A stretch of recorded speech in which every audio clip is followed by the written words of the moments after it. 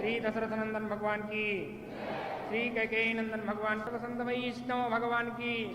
सत्य सनातन धर्म की, गौ माता की, भारत